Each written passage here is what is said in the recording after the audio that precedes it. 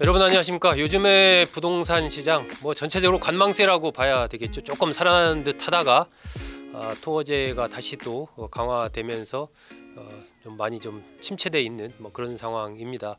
이런 가운데 지난 윤석열 정부 2년 동안에 2030들이 주로 어디에 집을 샀나 한번 좀 오늘 그 얘기를 테마로 나눠볼까 합니다. 아무래도 2030들이 흐름에 민감하기도 하고 여러 가지를 따져가지고 그렇게 부동산을 매입하고 하는 그런 세대이기 때문에 이들이 많이 간 곳은 아마 이 영상을 보시는 분들도 한번 그 나름 이유가 있구나, 나도 한번 거기 한번 집 사볼까 뭐 생각할 수도 있지 않을까 하는 그런 생각이 좀 듭니다. 건설부동산부의 오유교 기자와 함께 이 문제 좀 얘기 나누도록 하겠습니다. 자, 오 기자, 아무래도 뭐 어떻게 보면 또 당연하기도 한데 2030 매입이 이제 주로 수도권에 좀 많이 몰려 있어요? 네, 맞습니다. 서울이든 경기도든 이제 수도권 집중 현상이 뚜렷했는데요. 네. 이제 사실 이제 2022년 윤석열 정부가 출범하던 시기에는 수도권 매입 비중이 전체의 35% 정도를 차지했는데 네. 이게 2024년 이제 연간 기준으로 이제 통계가 정리되다 보니까 2024년 기준으로는 48%까지 이제 13% 포인트가 2년간 증가한 것으로 나타났습니다. 2년 동안에 13% 증가했으면 네. 뭐 많이 증가한 거네요. 사실 뭐 그 세부적으로 따져보면 이제 서울 같은 경우에는 이제 6% 수준이 나는데 이제 13%대 수준으로 곱절 이상 증가한 것으로 나타났습니다. 그러면 2030들 입장에서는 하여튼 웬만하면 어지간하면 서울에 집을 사야 된다 이렇게. 어떻게든 좀 살려는 움직임이 이제 그렇군요. 통계로 나타나지 않았나 싶습니다. 그러네요. 그렇게 볼 수 있네요. 네. 그 이유는 대개 뭐 이 수도권 쪽으로 그렇게 집중이 뭐 심화된 그 이유를 대략 어떻게 봐야 돼요? 우리나라에서 이제 그 현상이 뭐 없었던 건 아니지만 네네. 서울은 불패다 이런 서울 불패. 믿음이 네. 2022년, 2023년을 지나면서 집값이 조금 안정화되던 시기였는데 그때도 서울만큼은 견고한 이제 가격 유지력과 이제 이후에 계속 상승세를 보여주면서 네. 양극화가 심해지고 서울에 무조건 집을 마련해야 된다는 심리가 강해진 것으로 네. 전문가들은 이제 해석하고 있습니다. 네. 아무래도 이게 뭐 2030만이 아니라 우리나라 전체적인 부동산 시장에서 이른바 똘똘한 한 채 뭐 열풍 이런 게 불면서 어떻게든 하여튼 서울 쪽에 특히 네. 서울 중에서도 이제 강남에 집을 좀 가져야 된다 이러한 현상이 좀 일반화된 거 아닌가 싶습니다. 이 2030들이 수도권에 이제 집을 많이 샀는데 그 이유를 뭐 몇 가지 뭐 분석할 수도 있지 않나요? 그렇죠. 이제 일단은 뭐 수도권에 뭐 우리나라에 뭐 사실은 뭐 요즘에 취업 난방 한계선이라는 말도 있듯이 네. 일자리 좀 양질의 일자리가 아무래도 몰려 있다 보니까 이제 그 일자리와 가까운 때 이제 살려고 하는 그런 이제 욕구가 상당히 강력한 것으로 보이고 네. 그리고 사실 이제 뭐 지방하고 비교해 보면 뭐 이제 그동안 체감적으로나 통계적으로나 결국 이제 실거주든 아니든 가격이 이제 차이가 너무 많이 벌어지다 보니까 네. 자산의 차이가 자산 증식 차원에서도 네. 수도권에 집을 마련하려는 욕구가 상당히 강해졌고 네. 또 이제 정책이 사실 윤석열 정부가 뭐 처음엔 좀 의욕적으로 뭐 이제 부동산 정책을 하려고 시도를 했지만 뭐 자체적으로도 좀 혼란이 있었고 거기에 이제 여소야대 국면이 계속 이어지면서 시장을 정책보다는 시장의 움직임을 믿어야 된다는 이런 현상이 2030 세대 사이에서 상당히 강하게 나타난 것 같습니다. 이게 뭐 어쨌든 네. 정부 정책이라는 게 흐름에 네. 따라 바뀌고 또 그거 믿고 있다가는 어떻게 될지 모르니까 네, 일단은 시장. 빨리 이제 뭐 정부를 믿기보다는 뭐 그동안 보고 배운 거를 믿은 거죠. 네, 네, 그걸로 네. 이제 움직인 결과로 이제 해석이 됩니다. 요즘에는 뭐 2030들 그 임장도 많이 다니고 네, 직접 네, 네. 현장 가면서 네. 흐름 봐서 이제 투자도 하고 네, 이러니까 네, 아마 네. 부동산도 그런 흐름 같아요. 아까 말씀하신 게 어쨌든 서울이라는 곳이 이제 상당히 상징성이 있고 여기를 하나 해놓으면은 뭐 믿질 일은 없다 이런 생각들이 이제 이쪽 수도권 특히 서울 쪽으로 네. 했다 뭐 이런 얘기를 했는데 만약에 근데 또 뭐 다 서울 오고 싶다고 해도 못 오잖아요. 네, 오고 싶다고 네. 해서 그러면은 이제 못 가면 주변부 경기권으로 네. 그쪽으로 가는 거죠. 네, 그거를 이제 뭐 최우선 목표는 사실 2030도 인서울이긴 하지만 뭐 돈이 이제 자금이 한정되다 보니까 아무래도 자산이 또 4, 50대에 비해서는 적은 연령층이기도 하고 그래서 이제 그 주변부 이제 최대한 뭔가 직주 근접이나 이런 걸 노리고 이제 네. 경기도로 이제 가는 비중도 상당히 높고요. 네. 사실 이제 절대적인 비중만 놓고 보면은 경기도가 전체의 이제 28% 정도 차지합니다. 서울이 13%니까 사실 서울보다 2배 많이 사는 거죠. 네. 이제 변화율로만 보면은 서울이 이제 2년 동안 가장 증가율은 높았지만 네. 절대적인 비중만큼은 여전히 경기도가 2030이 이제 내 주거 마련을 할 때 뭐 가장 우선적으로 꼽히는 지역은 맞는 것으로 보입니다. 아, 네. 경기도가 아무래도 네, 아마 네. 자산 차이 이런 게 좀 영향이 있을 거예요, 그죠? 서울로 네, 네. 들어오기에는 좀 자산이 부족할 수가 있겠죠. 아직 30대면 그래도 사회생활을 뭐 네. 그렇게 오래 한 기간이 오래 되지 않았기 때문에 뭐 이제 쌓은 자산이 아무래도 좀 상대적으로 부족하다 보니까 그렇죠. 그런 이제 현상이 발생하는 것 같습니다. 그렇죠, 그렇죠. 그래도 어쨌든 서울 매입 비중이 6%에서 13%로 늘었다는 건 참 네. 주목되는 통계네요. 네, 네, 네, 네.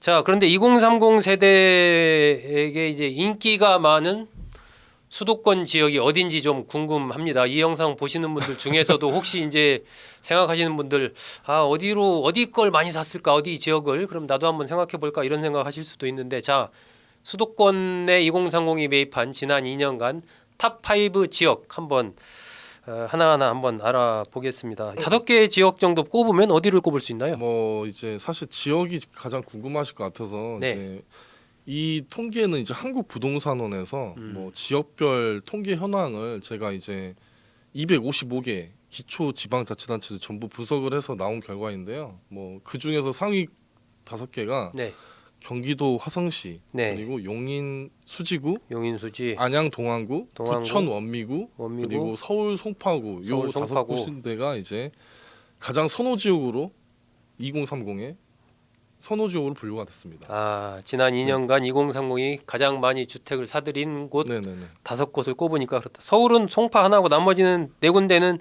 경기도 지역이네요. 네 맞습니다. 이제 아. 서울은 이제 자치구가 25개구로 잘게 쪼개지다 보니까 아무래도 이제 세부 순위 이제 기초 지자체 순위에서는 좀 경기도 도시들이 좀 선전한 것으로 지자체로 네, 이렇게 네. 뽑다 보니까 네, 지자체로 뽑다 보니까 아무래도 경기도가 좀 많이 나타난 경향이 있습니다. 네네. 그럴 수 있겠네요. 네. 자, 1위 지역 그 1위 경기도 네. 화성시네요. 네 경기도 화성시는 뭐 이제 이유가 뭐예요? 경기 화성시가 1위가 된 어떤 이유가 있을 것 경기도 같은데. 화성시는 사실 이제 직주 근접에 뭔가 좀 끝판왕이랄까 뭐 그런 느낌이 드는 도시인데요. 네. 평균 연령이 전국에서 가장 젊습니다. 39세, 아, 40세가 안 돼요. 이 화성이 저 동탄 이런 데도 그렇죠. 화성시죠? 동탄도 다 이제 뭐 이제 이준석. 네, 지난번에 총선 때 뭐 젊은 네, 도시에서 네. 이준석 의원도 그때 거치고 화제가 됐던 아, 이제 그 도시인데 그렇군요. 그 삼성전자 네네. 이제 반도체 공장이 있고 그리고 이제 현대차도 여기에 이제 있는 것으로 이제 우리나라에서 가장 큰 기업들이 여기에 이제 또아리를 트고 있는데 네. 그 덕분에 이제 사실 이제 거기서 일하시는 이제 어린 2030 분들이 이제 여기에 집을 마련한 것으로 좀 보이고요. 네. 그리고 GTX A가 개통되면서 또 이제 그 서울과의 접근성이 많이 향상된 것으로 향상되면서 더 인기를 얻는 것으로 약간 보고 있습니다. 그렇군요. 네네. 평균 연령 39세. GTX A 개통 또 삼성 네. 반도체, 현대차 또 서울도 뭐 그렇게 멀지 않고 네네네. 이러니까 상당히 이쪽에 젊은 2030분들이 집을 많이 샀다. 그 평균 연령 39세가 좀 감이 안 올 수도 있는데 우리나라 평균 지금 중위 연령이 이제 46세로 사실 많이 이제 나라가 늙어가고 있는 건 사실이거든요. 그렇죠, 근데 그렇죠. 화성에 가면은 뭐 저도 이제 몇 번 가보긴 했는데 네. 정말 유모차를 끌고 다니는 뭐 30대 부부 이런 분들이 상당히 많더라고요. 일반적이에요. 네, 공원 같은 데 가면은 참 이제 참 여기는 되게 젊은 도시다 이런 느낌이 많이 들었습니다. 그렇군요. 네, 네. 이런데 혹시 저 오 기자 가봤다니까 그런데 네, 여기 네. 부동산 가격이 네, 네, 네. 이 화성시 쪽에 부동산 가격이 좀 어느 정도 수준이에요? 여기 부동산 제가 시세까지는 아직 그건 안 챙겨봤고. 그것까지는 제가 예, 아직 어쨌든 조사를 덜 맞춰가지고. 네네네. 그렇군요. 네네네. 네, 갑자기 궁금해지다 제가. 네네네. 자, 2030이 지난 2년간 사들인 지역 네. 1등이 경기 화성, 2등이 용인 수지네요. 네, 용인 수지도 이제 많이 들어보신 아마 지역이실 텐데, 네.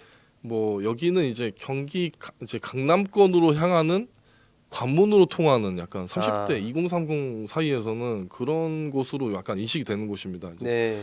가격은 물론 이제 뭐 다른 일반적인 경기도 평균보다는 조금 높긴 하지만 주변에 이제 뭐 과천이니 분당이니 이런 데보다는 확실히 좀 그 가격이 낮은 측면이 있기 때문에 네.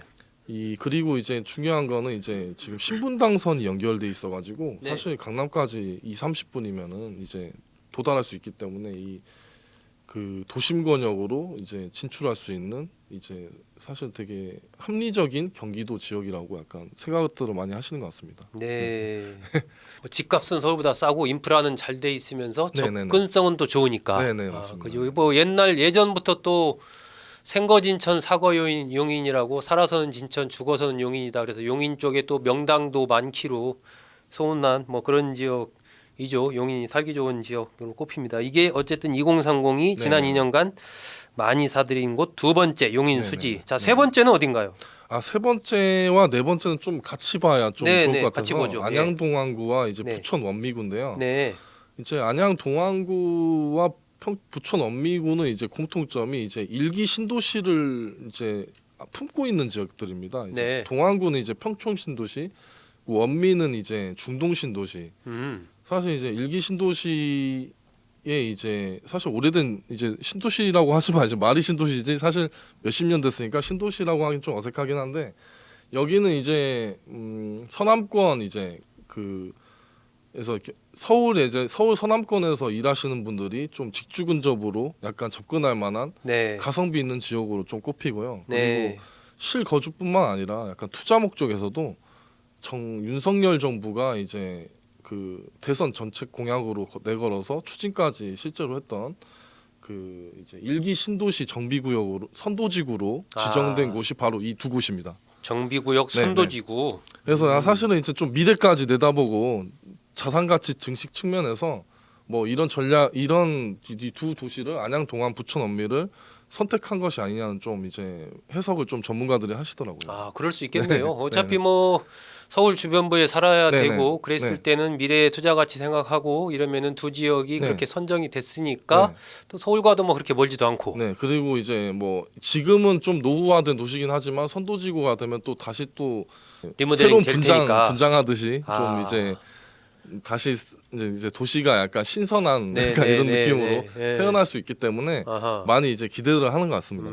몇 년 거기서 좀 버티고 있으면 네, 자산 약간, 증식도 좀 기대할 수 그렇죠. 있고. 동네 자체가 이제 좋아지는 거니까. 아, 네. 그렇군요.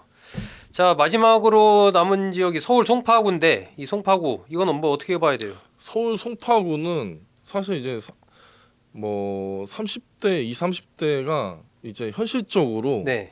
서울에 진입할 수 있는 가장 선호 지역에 가까운 곳입니다. 사실 20, 30대가 강남 서초에 갈 돈은 없거든요. 그렇죠. 거의 뭐 금수저 거기는- 아니면 못 간다고 봐야죠. 거기는 평당 1억 하는 곳이고 거기는 예. 사실 뭐 진짜 뭐 아버지가 뭐 돈이 많거나 좀 종이 달라요. 네, 뭐 네. 이런 약간 이제 일반적이진 않으니까 네, 그런 분들도 있겠지만 대부분은 이제 대부분 직장 생활 하시고 맞벌이 하시는 네, 분들이기 네, 네. 때문에 그런 분들이 이제 강남권에 진입하기 위해서 송파구를 가장 선호하는 것으로 나타났는데 이제 뭔가 마지막 강남으로 향하는 이제 관문이랄까 이런 걸로 이제 보이고 송파구는 사실은 우리가 이제 강남 3구로 묶어서 네네. 약간 좀 약간 비싼 곳 아닌가? 약간 네, 이렇게 그런 느낌 생각을 갖기 십상이죠. 그런 강남, 느낌. 서초, 송파 이렇게 강남, 하니까. 서초, 송파는 꿈도 아. 뭐 서민이 어떻게 꿈을 꾸냐 이런 생각하실 수 있는데 사실 송파구 안에서도 뭐 상대적으로 잠실 같은 데는 네. 정말 강남 서초급이긴 하지만 뭐 예를 들어 뭐 거여 마천동, 뭐 삼전동, 뭐 제가 지지난주에 네. 남한산성 갔었거든요. 네네네. 남한산성 올라가서 그 내려다 보니까 그쪽이 거여동 뭐 그쪽인데 네, 맞습니다. 시골이던데요. 아직까지 개발이 아직까지 좀 아직 아파트들이 좀 아직 공간이 많아요. 공간이 많고 네. 송파구가 워낙 크기 때문에 또 위례 쪽도 있고 네, 그리고 이제 뭐 이제 요즘에 좀 이제 정비를 한 이제 문정동이나 장지동 이런 곳들도 사실 가격대가 사실 서울의 축소판으로 볼 수 있어요. 송파구는. 아. 또 동별로 너무 차이가 크기 때문에 음. 충분히 이제 2030이 좀 노려볼 수 무리를 있는. 조금 하면은 이제 네. 들어갈 수 있는 여지가 좀 있는 곳이다. 아. 물론 이제 싸다는 건 아닙니다. 네. 서울 집값은 무조건 사실 비싼 거는 이제 부정할 수 없는데 그래도 선택을 한다면은 강남에 가까운 송파구를 선호하는 경향이 아주 강했다. 네. 이렇게 볼 수 있을 것 같습니다. 네. 네. 일단 뭐 송파구에 들어가게 되면 뭐 강남 서초 송파라는 거기에 묶이니까 집값이 낮고 아, 또 네. 농촌에 살아도 왠지 좀 뭐 느낌도 사실 있을 것 같아요. 뭐 어디 살아가면 서울 송파구 하면은 그렇죠. 뭐 네. 사실 사람들이 아 좋은데 사는구나 이렇게 네, 생각하거든요. 그러니까 그 느낌이 그러니까 뭐 네네네. 기분이 나쁘진 않잖아요. 네, 그렇죠, 그렇죠. 자, 2030들 아까도 뭐 언뜻 저 얘기하셨는데 정부 정책은 뭐 계속 변할 수 있으니까 정부 정책을 신뢰하고 그런 것보다는 네, 시장을 2030들은 믿는다. 그런 얘기를 했는데 그거 좀 어떻게 봐야 되고? 저도 2030이긴 하지만 정말 요즘에 뭐 부동산 커뮤니티 같은데 이제 뭐 아시는 분 네이버 카페라든가 뭐 블라인드 요런 데에서 이제 많이들 활동하시는 분들을 보면 정말 열심히 이제 2030 위주로 부동산에 대해 어떻게 보면 저보다 더 잘하시는 분들이 많을 정도로 네, 네. 그 디테일하거나 어떤 동네에 뭐 어떤 이제 호재라든가 이런 움직임 방향성 이런 것까지 다 체크할 정도로 정말 열심히 공부들을 하시더라고요. 그래서 네. 이분들 약간 이제 예전과는 좀 다른 확실한 경향이 2030 세대에 나타나고 있는 거 아니냐. 전문가들이 과거에 이 정도로 부동산을 열심히 공부한 세대가 있었나 아. 싶을 정도로 약간 아. 깜짝깜짝 놀라신다고 합니다. 아, 예. 전문가분들도 사실은 그래서 가끔씩 좀 당황해가지고 아 나도 이제 공부를 더 해야겠다 이런 생각이 들 정도로 정말 이 뭐 이제 지금 뭐 유튜브라든가 네. 이런 것들 통해서도 이제 뭐 워낙 요즘에는 매체가 많다 보니까 네. 이제 그런 정보를 다 흡수해서 자기 걸로 만들어가지고 이제 스스로 좀 판단하고 움직이는 좀 주체적인 세대가 아닌가 저는 생각이 듭니다. 네. 그런 것 같아요. 요즘에 네네. 참 2030들 그 똑똑합니다. 예, 아, 예, 똑똑합니다. 너무, 예, 네네. 글로벌 흐름에도 뭐 밟고 그런 부동산 투자 이런 것도 직접 가서 또 공부해가지고 현장까지 네네, 맞아요. 가보고 현장을 막 이렇게 움직이는 게 약간 행동력이 되게 강하더라고요. 그런 것 되게. 같아요. 예, 행동력이. 그 오 기자는 혹시 뭐 2030 투자자나 실소유자들 좀 취재 과정에서 만났을 것 같기도 한데 그 얘기 좀 들어본 어떤 사례가 있나요? 이제 사회 이제 초년생으로 분류할 수 있는 30대 이제 안팎의 이제 친구들이 뭐 이제 GTX 네. 이제 여기는 이제 제가 GTX A만 다뤘는데 네. 요즘에 이제 사실은 GTX A 노선보다 GTX C 노선 쪽이 조금 이제 거기가 또 직주 근접 그쪽 기능이 향상되면서 많이 선호하고 있거든요. GTS-C라면 어디 말하는 거죠? 이제 저기 파주에서 아, 이번에 네, 이번에 오는- 파주에서 이제 서울역까지 이어지는 예, 그러니까요. 거기 뭐 18분 걸린다, 20분 걸린다 뭐 그러더라고요. 그리고 이용률도 거의 이제 예측치를 거의 채울 정도로 지금 엄청 끌고 있는데 그만큼 사실은 상대적으로 사실 강남 우리나라는 이제 강남 아파트 값은 강남이 움직이는데 강남에 이제 가까워졌다 이게 엄청 뭐랄까 네. 이 그쪽에도 호재로 오고 있는 것 같습니다. 네, 네, 네. 당장은 아니지만 당장 그쪽에도 사실 집값에 막 바로 나타나고 있지는 않은데 네. 이제 주거 만족도가 실제로 높다는 이 삶이 달라졌다 이런 말씀도 하시거든요. 네, 네, 네. 아 네. 여기 예전에는 서울 오려면은 사실 진짜 1시간은 최소한 1시간 이상 잡고 왔는데 지금은 네. 뭐 GTX 기준으로는 뭐 20분대로 이제 끊어서 올 수 있으니까 그러니까요. 예. 거기에 이제 아직은 이제 연결이 안 됐지만 이제 나중에 추 삼성역까지 연결된다면은 이제 사실 그쪽의 지역의 뭐 포텐셜은 더 오히려 이제 지금 통계에는 당연히 반영 안 돼 있지만 나중에 이제 뭐 그쪽으로 몇 년 많이 갈 수도 후에는 또 있는. 이제 2030이 움직일 수 있는 또 유망한 지역 중에 하나 아닌가 그렇게 생각이 듭니다. GTS-C 지역도 좀 눈여겨볼 네네네. 필요가 네네. 있다. 네네. 네, 오늘은 건설부동산부의 오유교 기자와 함께 지난 2년간 2030들이 주로 어디에 집을 샀는지 그리고 그 이유는 무엇인지 그리고 앞으로 또 유의해야 될 좀 눈여겨봐야 될 지역은 또 어디인지까지 알아봤습니다. 여러분 잘 들어주셔서 고맙습니다.